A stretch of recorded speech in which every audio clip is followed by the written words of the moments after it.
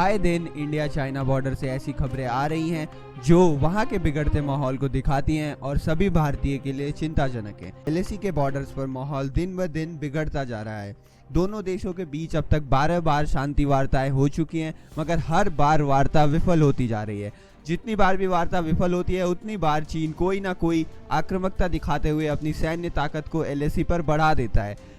हम आपको बता दें कि अगर कोई देश अपने बॉर्डर पर सैन्य ताकत को हद से ज़्यादा बढ़ाता है तो ये जंग की निशानी होती है। इसे एक तरीके से डिप्लोमेटिक वार भी कहते हैं। चाइना ने भी कुछ ऐसा ही रुख अपनाया हुआ है और एलएसी के बॉर्डरों पर वो दिन ब दिन सेना और अस्त्र शस्त्र की तैनाती बढ़ाते जा रहा है। मगर अब भारत ने अपनी नीतियों को बदलना शुरू कर दिया है। आप सभी को पता ही होगा कि भारत एक शांति प्रिय देश है, मगर अब भारतीय कमांडरों ने इस रुख को बदलने की ठान ली है। भारत के इंडियन एयर फोर्स ने एक ऐसे हथियार को चाइना में तैनात किया है जिसके बारे में जानकर आप सभी भौचक के रह जाएंगे। चीन के हर एक हिमाकत का मुंहतोड़ जवाब देने के लिए भारतीय एयर फोर्स ने एक कदम उठाया है और ये कदम उठाने के बाद सारे एक्सपर्ट्स यही मान रहे हैं कि अब चीन को पीछे हटना पड़ सकता है, क्योंकि चाइना के पास इसका जवाब होना मुश्किल है।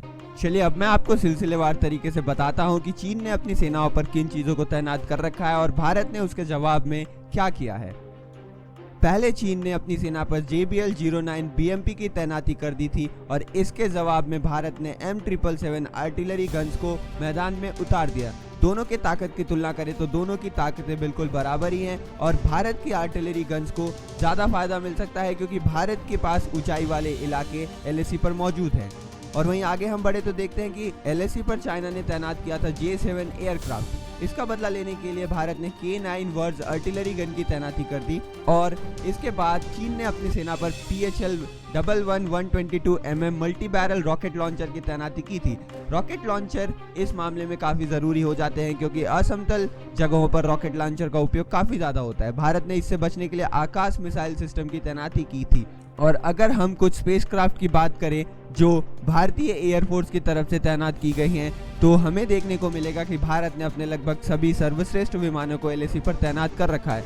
चीन ने HQ-17 एंटी एयरक्राफ्ट मिसाइल की तैनाती की थी और इसके जवाब में भारत ने सुखोई 30S और अपने अपग्रेडेड MiG-29 अपाचे चिनूक की तैनाती कर दी है। इसके साथ साथ राफेल को भी तैनात कर दिया गया है।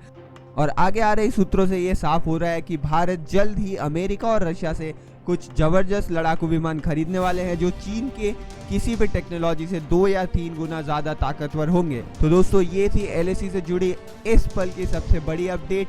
आपको इसके बारे में क्या विचार है हमें नीचे कमेंट बॉक्स में बताइए। जय हिंद।